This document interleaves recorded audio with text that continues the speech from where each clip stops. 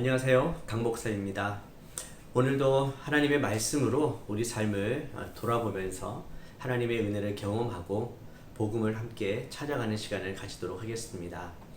오늘은 구약 1권의 9번째 세션입니다. 이삭의 생애에 대한 말씀을 나누겠는데요. 오늘의 제목은 언약을 재확인하시는 하나님이십니다. 하나님은 언약의 하나님이시고 언약을 이루시는 하나님이신데 그 세대를 계속해서 이어가면서 어떻게 그 언약을 재확인시켜 주시고 또 이루어 가시는지를 함께 살펴보도록 하겠습니다. 오늘의 신학적 주제는 하나님은 사랑받을 가치가 없는 사람과도 함께 하시겠다고 약속하셨습니다. 성경의 가장 또 중요한 주제 중에 하나는 함께 하시는 하나님입니다. 하나님께서 우리 인간의 역사 가운데 또 우리 가운데 친히 찾아오셔서 함께 하시는 것이 정말 중요한 주제인데 오늘 신학적 주제의 또 한 가지 중요한 부분은 사랑받을 가치가 없는 사람과도 함께 하신다라는 것입니다. 윤리적으로 완전하거나 그럴 만한 사람뿐만 아니라 그렇지 못한 사람, 사랑받지 못할 만한 어쩌면 자격 없는 사람들에게도 하나님께서는 하나님의 언약의 사랑, 즉 헤세드를 보여주시고 그 언약을 지키신다라는 정말 중요한 복음의 내용입니다. 사실 이러한 하나님이 계시기에 우리가 하나님께 갈 수 있고 그 언약을 신뢰하면서 언약의 백성으로 살아갈 수 있는 것이죠. 그래서 오늘은 이 신학적 주제를 기억하면서 이삭의 생애를 함께 좀 살펴보도록 하겠습니다. 오늘 서론에 보면 이 구약 성경에 나타나는 어떤 하나님에 대해서 어떤 원리에 대해서 우리가 오해하는 바가 있다라는 것들을 이렇게 시작합니다. 구약 성경의 요점을 행복하게 살려면 좋은 사람을 본받고 나쁜 사람의 행동을 피하라는 것으로 생각하지는 않습니까? 보통 윤리적인 설명은 이렇게 할 수 있죠. 주위의 사람들 중에 좋은 사람들을 본받아야 되고 나쁜 사람들을 본받지 말아야 한다. 좋은 사람이 뭡니까? 잘 지키면서 고난 없이 잘 사는 사람? 반대로 나쁜 사람은 고난을 당하는 사람입니까?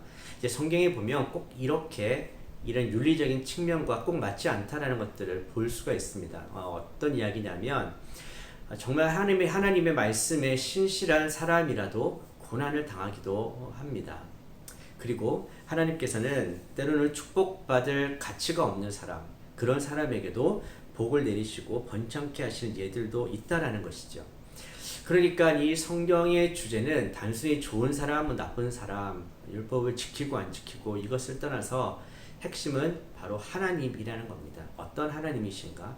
그분은 어떤 말씀을 주시고 어떤 언약을 우리에게 주셨고 또 어떻게 그것을 지키시는가? 바로 그 하나님께 집중하는 것이 바로 구약을 온전하게 해석할 수 있는 열쇠입니다. 그래서 아브라함, 이삭 그리고 다음에 야곱이죠. 이 모든 과정 속에서 하나님은 어떻게 그 약속을 신실하게 지키시는가? 그것을 통해서 우리는 어떤 하나님을 알 수 있는가? 그리고 그것이 우리에게 어떤 의미가 있는지를 우리는 볼 수가 있습니다. 자, 인간은 죄를 짓고 사랑받을 가치가 없는 존재입니다. 아담 이후로 하나님과 멀어진 죄인이었습니다. 단순히 멀어지는 것뿐만이 아니라 하나님을 대적했고 반역했던 것이 인간의 역사였습니다. 그래서 어떻게 보면 정말 사랑받을 만한 가치, 축복받을 만한 그런 가치가 없어 보이지만 그러나 하나님은 여전히 그 언약 가운데 사람을 선택하시고 또 그 약속을 신실하게 지키시는 것을 볼 수 있습니다. 자, 핵심은 이것이죠. 그럼에도 불구하고 인간은 죄를 짓고 계속 반역하지만 자격이 없지만 그럼에도 불구하고 하나님은 우리와 함께 하시고 하나님의 축복의 약속을 지키신다는 것입니다. A.W. 토저가 이 말을 했습니다. 하나님을 예배하는 것은 즐거운 일이며 또한 자신을 겸허히 낮추는 일이기도 합니다. 하나님의 임재 안에서 겸허히 낮아져 본 적이 없는 사람은 결코 하나님을 예배하는 자가 되지 못합니다. 결국 우리 인생이 하나님을 예배하는 인생이 되어야 하는데 겸손하게 낮아져야만 하나님의 그 사랑과 그 은혜가 얼마나 큰지를 깨닫고 낮아진 자만이 온전한 예배를 드릴 수 있다는 것입니다. 자, 이 세션에서는 아브라함의 후손들의 죄악되고 무가치한 삶에도 불구하고 그들과 함께 하시고 그들을 통해 세상을 축복하신다는 약속을 새롭게 하시는 하나님에 대해 살펴볼 것입니다. 아브라함을 하나님께서 선택하시고 믿음의 조상으로서 아브라함을 세워주셨고 또 축복의 조상이 되지 않았습니까? 그럼에도 불구하고 이제 우리 창세기를 계속 살펴보면 알겠지만 그들은 여전히 죄악된 모습들을 보여줍니다. 여전히 하나님께서 원하시는 모습이 아니라 서로 싸우고 거짓말하고 속입니다. 자, 그렇지만 하나님은 여전히 신실하시고 약속을 계속해서 새롭게 하시고 그들을 언약 백성으로 초대하시고 또 그렇게 만들어 가시는 모습을 보게 됩니다. 바로 이것이 우리에게 소망입니다. 자격 없는 우리의 모습, 우리의 삶을 보면 소망이 없어 보이지만 여전히 신실하시고 그 약속을 지키시는 하나님을 바라보면 우리에게는 소망이 생기는 것입니다. 자, 오늘 이 주제를 가지고 함께 좀 말씀을 나누겠습니다. 첫 번째 주제입니다. 하나님이 특별한 방법으로 약속을 지키십니다. 창세기 25장 19절에서 26절까지 말씀입니다. 아브라함의 아들 이삭의 족보는 이러하니라. 아브라함이 이삭을 낳았고 이삭은 40세에 리브가를 맞이하여 아내를 삼았으니 리브가는 밧단 아람의 아람 족속 중 부두엘의 딸이요 아람 족속 중 라반의 누이였더라. 이삭이 그의 아내가 임신하지 못하므로 그를 위하여 여호와께 간구하매 여호와께서 그의 간구를 들으셨으므로 그의 아내 리브가가 임신하였더니 그 아들들이 그의 태 속에서 서로 싸우는지라. 그가 이르되 이럴 경우에는 내가 어찌할꼬 하고 가서 여호와께 묻자온대 여호와께서 그에게 이르시되 두 국민이 네 태중에 있구나. 두 민족이 네 복중에서부터 나누이리라.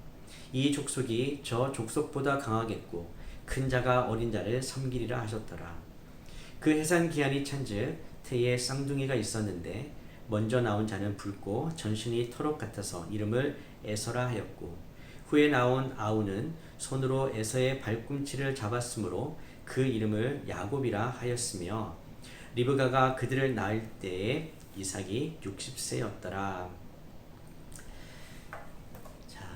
이삭은 약속의 자녀입니다. 하나님께서 아브라함에게 주신 특별한 자녀입니다. 100세에 낳은 하나님의 선물이었습니다. 자, 근데 오늘 보면 이 이삭에게도 또 그 가정에게도 또 문제가 있습니다. 자녀가 없다라는 것이죠. 아브라함과 사라의 가정, 또 이삭과 리브가의 가정 모두 공통적인 패턴이 있죠. 정상적인 방법으로는 지금 아이를 갖지 못하는 상황이라는 것입니다. 하나님께서 아브라함에게 주신 약속은 분명히 후손에 대한 약속이 있지 않습니까? 그 후손을 이어가기 위해서는 이삭도 자녀를 낳아야 되는데 오늘 본문에 보십시오. 40세에 리브가를 맞이해서 아내를 삼았지 않았습니까? 그렇지만 지금 쌍둥이를 낳을 때는 60세라고 이야기를 합니다. 그러니까 한 20년 정도 자녀가 없었다라는 것입니다. 굉장히 긴 시간입니다. 이 시간들을 통해서 정말 하나님께서 그 약속을 또 이루실 수 있는가? 어쩌면 참 믿음이 흔들릴 수도 있고 여러 가지 과정들을 밟게 됩니다. 자, 하나님께서는 인간적으로 불가능해 보이는 이런 상황 속에서도 하나님의 특별한 방법으로 그 약속을 이루신다라는 것. 아브라함 때도 보여주셨고 이삭 때도 보여주셨습니다. 자, 오늘 이 본문에도 이 교재도 보시면 100페이지 밑에 쪽에 하나님은 실현되기 어려운 임신과 출산으로 자신의 약속을 지키시고 자기 백성을 구원하십니다. 그리고 그 과정에서 하나님을 신뢰하라고 하십니다. 자, 질문입니다. 하나님이 약속이 성취되기까지 우리에게 역경을 허락하신 이유는 무엇입니까? 역경을 통해서 우리의 믿음을 더 자라게 하시고 또 그 시간을 통해서 우리가 인내하게 하시고 연단되게 하시고 하나님을 더 알게 하시면서 소망을 가지게 하시는 거죠. 이런 것이 하나님의 방법입니다. 그래서 이런 역경과 고난이 우리에게는 유익한 것이죠. 그냥 자연스럽게 모든 것이 다 이루어진다면 우리가 하나님을 의지하지 않거나 바라보지 않을 수도 있습니다. 그래서 때론 이런 역경과 불가능해 보이는 상황들을 통해서 하나님을 더 신뢰하고 의지할 수 있게 우리를 이끌어 주시는 것이죠. 아브라함 때도 그랬고요. 이삭 때도 이 어려운 시간들을 통해서 더 하나님을 의지할 수 있도록 했던 것을 볼 수 있습니다. 자, 이삭에게는 쌍둥이를 주셨습니다. 에서와 야곱, 태중에서 두 명이 이렇게 싸우고 있는 모습도 있지 않습니까? 하나님의 구원과 축복이 이 이제 아브라함을 통해서 또 이삭을 통해서 계속 이어지는데 하나님 또 특별한 방법을 선택하셨습니다. 그것은 장자와 차자 중에서 하나님께서는 이 둘째를 선택하셨다는 것입니다. 보통 고대에서는 유산을 장자에게 물려줍니다. 장자가 많은 것들을 갖게 되고 권리를 갖게 되죠. 그러나 하나님께서는 이미 태중에서부터 둘째인 야곱, 동생인 야곱을 선택하시고 그를 통해서 하나님께서 계속해서 유산을 이어가겠다고 약속해 주셨습니다. 자, 또 질문 한번 볼까요? 그리스도의 사랑을 받거나 전할 자격이 없다고 생각한 적이 있습니까? 당신의 어떤 한계가 그런 생각을 하게 합니까? 우리도 믿음 생활하다 보면 어떤 자격이라든지 한계를 스스로 지을 때가 있습니다. 어떤 사람은 특별히 또 자신에 대해서 그럴 수 있는데 참 자격이 있다, 또 자격이 없다. 우리가 스스로 판단할 수가 있다는 거죠. 그래서 그 자격 때문에 하나님이 하실 수 있다, 하실 수 없다라고 스스로 판단할 때도 있다는 것입니다. 그러나 오늘 이제 이삭의 삶과 또 에사와 야곱 이어지는 이 사건들을 보면 그런 자격과 조건에 따라 하나님이 일하시지 않는다는 것을 볼 수 있습니다. 그래서 우리 스스로가 하나님을 제한하지 않는 것이 중요합니다. 그래서 오늘 이 명제를 꼭 기억하십시다. 하나님을 제한하지 마십시오. 하나님은 우리의 제한을 받는 분이 아니십니다. 우리의 이성과 우리의 환경과 이 모든 상황을 뛰어넘어서 일하시고 성취하시는 분이 우리 하나님이십니다. 두 번째 질문인데요. 하나님이 가망 없고 자격 없는 사람들을 사용하셔서 자신의 계획을 성취하시는 분임을 아는 것이 그 한계로부터 당신을 자유롭게 합니까? 그렇습니다. 우리의 상황과 우리 자신만을 보면 어떤 한계 속에 갇혀 있게 되는데 하나님을 바라보면 하나님을 또 정확하게 알면 알수록 우리가 그 한계에 머무는 것이 아니라 우리 또한 그 한계에서 자유로워지고 하나님을 향한 믿음으로 더 나아갈 수 있게 되는 것이죠. 그래서 하나님을 정확하게 아는 것이 정말 중요합니다. 우리 스스로의 한계뿐만 아니라 우리는 유한하지만 그러나 무한하신 하나님, 언약을 반드시 지키시는 하나님, 또 특별한 방법으로 하나님의 계획들을 이루어가시는 그 하나님을 바라보고 신뢰하면 우리가 이 한계에 머무는 삶이 아니라 그것을 뚫고 참된 자유함 속에서 하나님을 바라보면서 믿음 생활을 할 수 있는 것이죠. 자, 하나님은 아브라함에게도 어려운 상황 속에서 약속을 주셨고 이루셨죠. 오늘 이삭도 마찬가지입니다. 하나님은 이삭의 삶 속에서도 계속해서 그 약속을 이루어가시는 것을 볼 수 있습니다. 자, 특별한 방법으로 약속을 지키시는 것이죠. 20년이나 아이가 없었지만 그런 하나님께서는 이삭으로 하여금 기도하게 하셨고 그 간구를 들으시고 리브가가 임신하게 하셨고 또 그 태중에서부터 쌍둥이를 주셔서 하나님께서는 또 특별한 방법으로 특별히 둘째를 선택하시는 그 방법으로 또 하나님의 약속을 이루어 가시는 것을 볼 수가 있습니다. 두 번째 주제인데요. 하나님은 자격 없는 사람들에게도 약속을 지키십니다. 창세기 26장 1절에서 6절까지 말씀입니다. 아브람 때에 첫 흉년이 들었더니 그 땅에 또 흉년이 들매 이삭이 그랄로 가서 블레셋 왕 아비멜렉에게 이르렀더니 여호와께서 이삭에게 나타나 이르시되 애굽으로 내려가지 말고 내가 네게 지시하는 땅에 거주하라.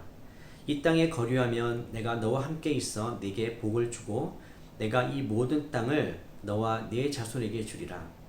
내가 네 아버지 아브라함에게 맹세한 것을 이루어 네 자손을 하늘의 별과 같이 번성하게 하며 이 모든 땅을 네 자손에게 주리니 네 자손으로 말미암아 천하 만민이 복을 받으리라.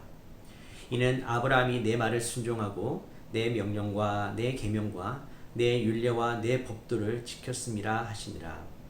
이삭이 그랄에 거주하였더니. 자, 이삭의 삶에서 기근이라는 것을 만나게 됩니다. 힘든 상황이죠. 그러나 그 상황 속에서도 약속을 지키시는 하나님이심을 보여줍니다. 1절에 보면 아브라함 때 첫 흉년, 그런데 그 땅에 또 흉년이 들었다. 그만큼 기억될 만한 큰 흉년이었다는 것을 보여줍니다. 자, 그때 여호와께서 이삭에게 나타나시는 거죠. 여러분, 기근이나 이런 어려운 상황 속에서 하나님이 안 계시는 것이 아닙니다. 하나님은 그런 상황을 알고 계시고 하나님은 찾아와 주시는 분입니다. 자, 애굽으로 내려가지 말라고 분명하게 말씀하십니다. 아브라함은 이 흉년을 만났을 때 애굽으로 내려갔습니다. 그런데 하나님께서 이삭에게는 내려가지 말고 거주하라고 이야기를 합니다. 즉 하나님께서 특별한 명령을 다시 내리시지 않는 한 머물러야 하는 것이죠. 자, 오늘 6절에 보시면 이삭이 그랄에 거주하였다라고 이야기합니다. 즉 순종하는 모습을 보여주는 것이죠. 하나님께서 명령하셨고 이삭은 순종하게 됩니다. 자, 애굽에 내려가지 말라고 하시면서 계속해서 또 어떤 말씀을 주시냐면 네가 이 땅에 거류하면 여기 3절인데요. 내가 너와 함께 있겠다. 이것만큼 큰 축복은 없습니다. 하나님이 함께 하시는 것이 가장 중요합니다. 하나님이 함께 하시면 흉년이 있는 땅이든 그 어려운 상황이든 그것이 중요한 것이 아니라 그 속에서도 하나님의 보호를 받을 수 있고 하나님의 형통케 하심을 경험할 수 있습니다. 하나님께서는 바로 이삭에게 그 약속을 주신 것이죠. 내가 너와 함께 있어 네게 복을 주겠다. 여러분 우리가 이것을 꼭 붙들기를 바랍니다. 기근이 들고 인생에 어려운 일이 생겨도 하나님 함께 하시면 하나님 명령에 순종하면 하나님이 복을 주시고 하나님이 그 언약을 이루시는 것을 경험할 수 있습니다. 우리가 이 믿음을 굳건히 붙들고 나아갈 수 있게 되기를 바랍니다. 이삭은 그 하나님을 믿었습니다. 아브라함에게 주셨던 그 모든 약속들을 다시 이야기해 주실 때에 그것을 이루실 하나님을 믿었습니다. 그래서 그랄에 거주하는 것이죠. 자, 어려운 상황, 또 이삭과 그의 후손들의 자격 없는 인격, 나중에 계속 나오겠습니다만 그런 상황들이 되면 우리는 과연 하나님이 이런 상황 속에서 어떻게 언약을 이루실까 의문을 품을 수도 있습니다. 그래서 질문이죠. 102페이지에 하나님의 약속들을 의심하게 하는 상황이 있습니까? 경제적 어려움, 건강 문제, 가정 문제, 직장 문제 혹은 다른 문제입니까? 그렇습니다. 인간의 눈으로 보면 우리의 생각으로 보면 그런 어려움들이 있을 때에 이제 끝이구나. 하나님도 어쩔 수 없겠구나라는 생각들을 할 수도 있습니다. 아까 이야기했듯이 우리가 한계를 짓는 것이죠. 우리라면 그런 상황들을 통해서 어떻게 할 수 없기 때문입니다. 인간의 한계입니다. 그렇지만 하나님의 약속은 그 모든 상황들을 뛰어넘습니다. 하나님은 그것보다 훨씬 더 위대하신 분이고 훨씬 높으신 분이고 훨씬 능력 있는 분입니다. 그래서 하나님에게는 아무 문제가 되지 않는다는 것이죠. 우리가 이것을 인정하고 고백할 수 있게 되기를 바랍니다. 오히려 이런 어려운 환경이기 때문에 더욱더 하나님의 위대하심과 그 능력을 경험할 수 있는 것입니다. 자, 하나님께서는 오히려 이 위기를 이용하셔서 이삭에게 하나님의 약속을 다시 말씀해 주십니다. 근데 여기서 놀라운 또 말씀이 아브라함이 내 말을 순종하고 내 명령들을 지켰다라고 이야기하지 않습니까? 우리가 잘 알듯이 사실 아브라함은 항상 순종하는 사람은 아니었습니다. 처음부터 이렇게 믿음과 순종의 사람은 아니었다라는 것이죠. 근데 하나님은 아브라함을 그렇게 또 평가해주고 계십니다. 사실 아브라함도 따지고 보면 참 자격이 없지 않습니까? 사라에 대해서도 누이라고 거짓말을 했고 종 엘리에셀을 상속자로 삼으려고 했고 또 하갈에게서 이스마엘을 얻기도 했고 이렇게 인간적으로 따져보면 참 자격이 없는 사람인데 하나님께서는 이 헤세드의 사랑, 언약에 기초한 그 사랑으로 아브라함과 맺은 그 약속을 계속해서 지키시고 아브라함을 사랑해 주셨고 그 사랑 때문에 그 언약 때문에 그 자비 때문에 아브라함은 점점 믿음의 사람으로 변화되어 갔습니다. 그리고 정말 어려웠던 시험, 하나밖에 없는 그 아들 이삭을 바치라는 그 시험까지도 통과했죠. 바로 믿음이 자라면서 그 최고봉인 사랑의 사람으로 변화되어 갔던 것입니다. 자, 이런 이야기가 사실은 하나님의 은혜의 놀라운 비밀입니다. 하나님께서는 아브라함을 이렇게 변화시키시고 또 자격 없는 사람들을 여전히 하나님께서는 자신의 약속 가운데 변화시켜 나가십니다. 그러면서 하나님의 약속을 지켜 가시는 것이죠. 사실 이삭도 우리가 알듯이 그 아내 리브가를 여동생이라고 속이기도 합니다. 어떻게 부전자전 같기도 하죠. 이게 비겁했습니다. 그럼에도 불구하고 또 하나님은 아브라함에게 하셨던 그 약속을 지키시는 것을 볼 수 있습니다. 그래서 우리의 초점은 인간의 자격 없음 이런 것이 아니라 하나님이 어떤 분이신가. 우리가 여기에 초점을 맞출 때에 우리 인생에 소망이 있고 계속해서 우리는 하나님의 그 약속을 붙들 수가 있습니다. 자, 교재에 핵심 교리가 있습니다.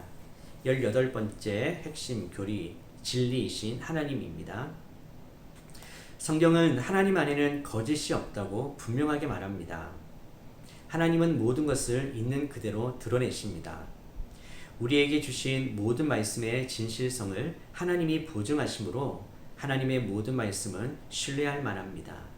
사람에게 정직하고 거짓 증언하지 말라는 말씀은 우리를 창조하신 분의 완전한 진실성에 근거하는 말씀입니다.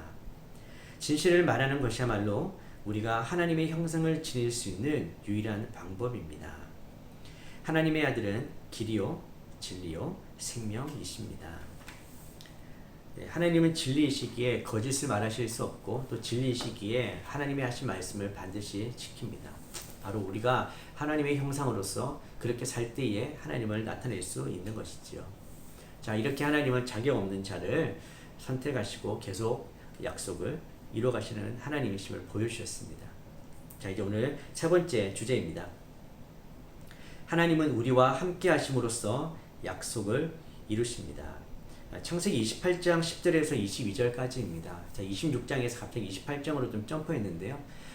야곱에게 하나님께서 어떻게 또 나타나셨고 그 약속을 또 이루어 가시는지를 잠깐 보도록 하겠습니다. 물론 이제 27장에 있는 그 에서와 야곱의 스토리는 다음 과에서 조금 더 깊이 다루도록 하겠습니다. 자, 오늘 교재는 이런 질문을 던집니다. 혹시 하나님과의 관계가 주는 혜택 때문에 하나님께 접근하고 있지는 않습니까? 그러니까 우리가 하나님이 주는 그 선물, 은혜 때문에 혹시 하나님께 다가가고 있지 않나라는 질문입니다. 그러니까 하나님보다 선물이 더 좋아서이죠. 즉 하나님을 믿으면 부수적인 혜택들, 즉 천국에 가고 황금길을 걷고 또 완벽하게 건강하고 슬픔이 없는 어떤 이런 삶, 이런 혜택 때문에 우리가 하나님께 가고 있지는 않는가. 자, 그러면서 하나님이 주신 선물보다 하나님께 더 집중하기를, 더 하나님을 사랑하게 되기를 바라는 마음으로 오늘 본문을 시작합니다. 예수님의 죽으심과 예수님의 부활, 즉 복음에서 가장 중요한 것은 복음 때문에 우리가 얻게 되는 혜택이 아니라 바로 그 복음 자체이신 예수 그리스도라는 것입니다. 자, 이 부분에서 우리가 중요한 교훈을 받아야 합니다. 아브라함도 하나님만을 바라보다가 주신 선물인 이삭 때문에 그 마음을 많이 빼앗겼지 않습니까? 우리도 그럴 수 있다는 것입니다. 하나님께 우리의 마음이 모두가 집중될 때 하나님만을 바라볼 때도 있지만 그러나 사실 우리 마음 깊은 곳에서 정말 내가 하나님만을 원하고 있는가? 아니면 하나님이 주시는 선물이 더 좋은가? 한 번쯤은 우리 믿음 생활 가운데 점검해 보아야 할 문제라고 생각을 합니다. 자, 오늘 세 번째 이 본문인 창세기 28장 10절에서 22절까지 말씀을 함께 읽도록 하겠습니다. 야곱이 브엘세바에서 떠나 하란으로 향하여 가더니 한 곳에 이르러는 해가 진지라. 거기서 유숙하려고 그곳에 한 돌을 가져다가 베개로 삼고 거기 누워 자더니 꿈에 본즉 사닥다리가 땅 위에 서 있는데 그 꼭대기가 하늘에 닿았고 또 본즉 하나님의 사자들이 그 위에서 오르락 내리락 하고 또 본즉 여호와께서 그 위에 서서 이르시되 나는 여호와니 너의 조부 아브라함의 하나님이요 이삭의 하나님이라. 네가 누워있는 땅을 내가 너와 네 자손에게 주리니 네 자손이 땅의 티끌같이 되어 네가 서쪽과 동쪽과 북쪽과 남쪽으로 퍼져나갈지며 땅의 모든 족속이 너와 네 자손으로 말미암아 복을 받으리라. 내가 너와 함께 있어 내가 어디로 가든지 너를 지키며 너를 이끌어 이 땅으로 돌아오게 할지라. 내가 네게 허락한 것을 다 이루기까지 너를 떠나지 아니하리라 하신지라. 야곱이 잠이 깨어 이르되 여호와께서 과연 여기 계시거늘 내가 알지 못하였도다. 이에 두려워하여 이르되 두렵도다 이곳이여 이것은 다름 아닌 하나님의 집이요 이는 하늘의 문이로다 하고 야곱이 아침에 일찍이 일어나 베개로 삼았던 돌을 가져다가 기둥으로 세우고 그 위에 기름을 붓고 그곳 이름을 베델이라 하였더라. 이 성의 옛 이름은 루스더라. 야곱이 서원하여 이르되 하나님이 나와 함께 계셔서 내가 가는 이 길에서 나를 지키시고 먹을 떡과 입을 옷을 주시어 내가 평안히 아버지 집으로 돌아가게 하시오면 여호와께서 나의 하나님이 되실 것이요 내가 기둥으로 세운 이 돌이 하나님의 집이 될 것이요 하나님께서 내게 주신 모든 것에서 10분의 1을 내가 반드시 하나님께 드리겠나이다 하였더라. 이삭의 뱃속에서 두 아이가 있을 때에 하나님께서 예언하신 것처럼 야곱이 하나님의 축복을 받습니다. 그러나 28장은 야곱이 에서를 속이고 장자권을 빼앗고 또 축복을 받지 않습니까? 그래서 도망가는 바로 그 곳에서 그 사건 속에서 일어난 일들입니다. 하나님께서 야곱을 만나 주시는 것이죠. 자, 만나 주시면서 오늘 본문에서 이렇게 이야기합니다. 15절에도 보면 내가 너와 함께 있어. 내가 어디로 가든지 너를 지키고 또 돌아오게 하겠다. 내가 네게 허락한 것을 다 이루기까지 너를 떠나지 않겠다. 자, 하나님께서 약속을 지키신다라는 것들을 보여주실 때 반드시 하시는 말씀이 있습니다. 내가 너와 함께 있겠다. 하나님은 우리와 함께 하시는 분입니다. 그러시면서 약속을 이루시는 것이죠. 야곱의 인생 가운데도 가장 어려운 그 상황 속에서, 두려운 상황 속에서, 앞이 보이지 않는 상황 속에서도 하나님은 야곱에게 찾아와 주셨고 또 말씀을 해주십니다. 내가 너와 함께 하겠다. 내가 너를 떠나지 않겠다. 내가 너에게 한 약속을 반드시 이루겠다. 얼마나 귀하고 또 얼마나 감사한 말씀인지 모르겠습니다. 이 하나님을 만난 야곱은 그 자리에서 돌로 제단을 쌓고 하나님 앞에 서원을 하는 장면으로 끝이 납니다. 자, 교재 105페이지를 보시면 창세기 28장은 하나님이 하나님의 사람들과 함께하기 위해 이 땅에 오신다는 것을 보여줍니다. 야곱의 사다리가 등장하지 않습니까? 이것은 바벨탑과 정반대입니다. 즉 바벨의 사람들은 탑을 세워서 하나님께 올라가려고 했습니다. 그들은 하나님 앞에 교만했고 자신들이 하나님처럼 되려고 했습니다. 그래서 그 결과는 온 땅이 흩어져 버렸던 것이었죠. 자, 그러나 야곱의 후손이고 성육신하신 바로 하나님, 즉 예수 그리스도가 이 땅에 오십니다.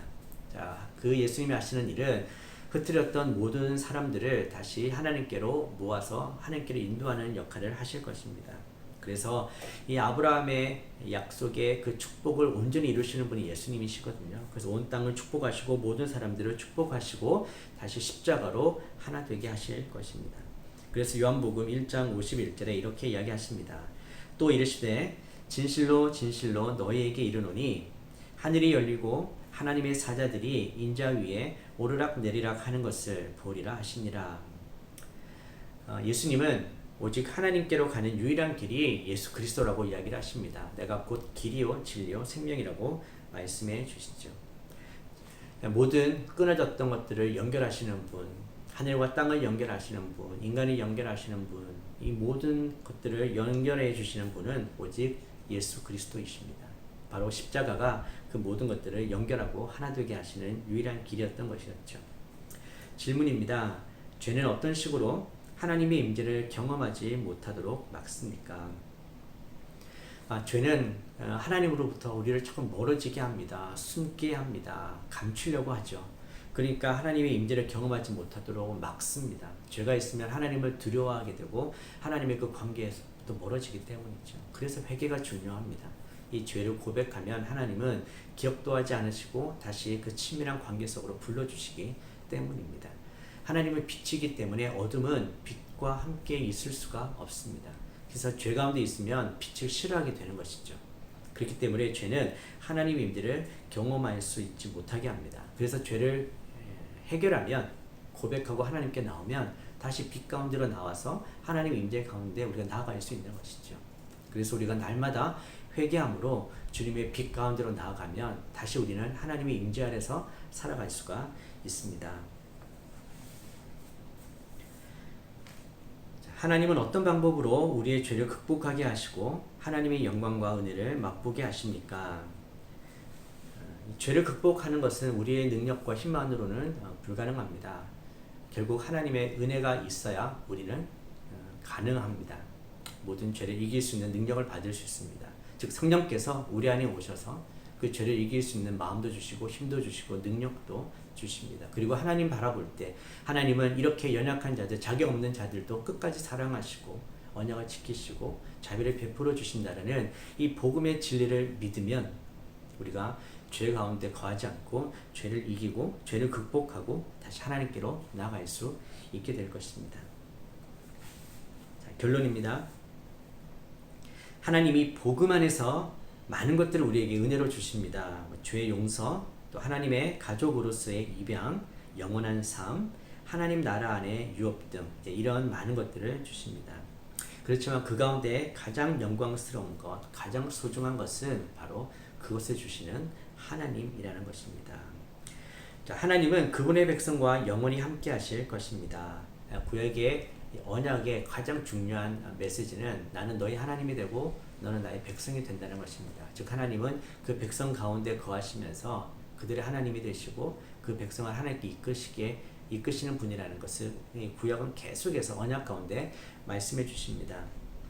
아브라함과 이삭과 야곱에게 주신 약속은 하나님이 예수 그리스도 안에서 우리를 위해 성취하신 약속입니다. 하나님은 아들을 주시기까지 약속을 지키시는 분입니다. 계속해서 약속하셨고 언약하시고 그 언약의 최고 봉은 바로 예수님으로 오신 것이죠. 예수님을 보내주신 것입니다. 자, 그리스도와의 연결, 자기 백성과 함께 하시겠다는 하나님의 약속은 예수 그리스도 곧 우리와 함께 계신 하나님으로 가장 분명히 성취됩니다. 그래서 우리는 어떤 순간에도 우리와 함께 하시는 하나님을 바라보면서 또 그분을 신뢰하면서 나아갈 때 우리는 결코 흔들리거나 또 죄 가운데 머물지 않고 주님의 그 임재 안에서 하나님과 동행하면서 하나님의 은혜를 경험하는 삶을 살아가게 될 줄을 믿습니다. 하나님의 계획, 우리의 사명, 우리는 담대히 그리스도의 사랑을 나누고 보여줄 수 있습니다. 우리가 완전해서가 아니라 하나님이 부족하고 자격 없는 사람들도 사용하셔서 자신의 목적을 이루신다는 것을 알기 때문입니다. 첫 번째 질문입니다. 나의 삶이나 교회에서 하나님이 특별한 방법으로 약속을 지키신 것을 경험한 적이 있습니까? 그것은 하나님의 신실하심을 어떻게 증언합니까? 한번 기억을 해보시면 좋겠습니다. 불가능한 상황에서, 말도 안 되는 상황에서 하나님께서 특별한 방법으로 어떻게 약속을 지키셨는가, 어떻게 지키시고 보호하시고 먹이셨는가, 하나님의 일을 하셨는가, 이제 그런 것들을 기억하고 또 함께 서로 간증을 할 때 우리는 그 공동체 안에서 하나님에 대한 마음, 믿음이 또 새로워지고 더 강해지고 계속해서 믿음으로 나아갈 수 있을 것입니다. 그래서 이런 과거를 좀 기억해 보면 하나님의 신실하심을 다시 한번 우리가 떠올리게 되고 그 하나님에 대한 믿음으로 계속해서 나아갈 수 있을 것입니다.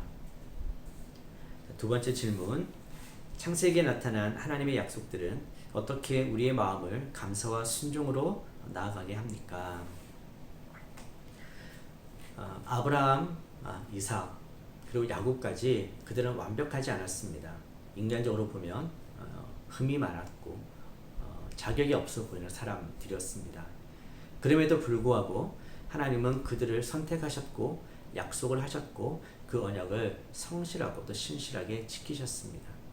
바로 우리에게는 그 하나님이 소망이 되신다는 것이죠.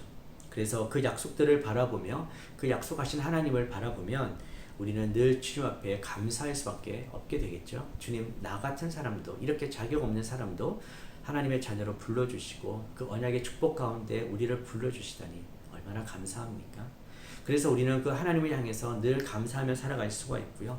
그래서 그 하나님께서 말씀하시는데 우리는 이제 믿음으로 순종하며 걸어갈 수 있겠죠. 우리의 자격 때문에, 우리의 조건 때문에 하나님께서 일을 하시지 않겠지만 그래도 그 언약 가운데 신실하신 하나님을 우리가 깊이 사랑하고 바라본다면 우리도 하나님 앞에 순종으로 마땅히 나아갈 수 있게 될 것입니다.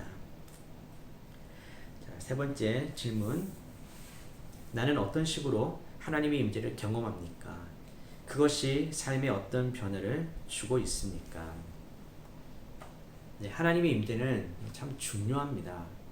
하나님의 임재를 경험할 수 있는 것, 여러분 누군가와 마음을 같이 하고 함께 있는 것이 중요하죠. 우리가 하나님의 임재를 경험하기 위해서도 우리의 시간을 드리고 우리의 마음을 들여서 구분해서 정말 구별해서 하나님께 나아가야 합니다. 그럴 때 우리는 하나님의 임재를 경험할 수 있는 것이죠.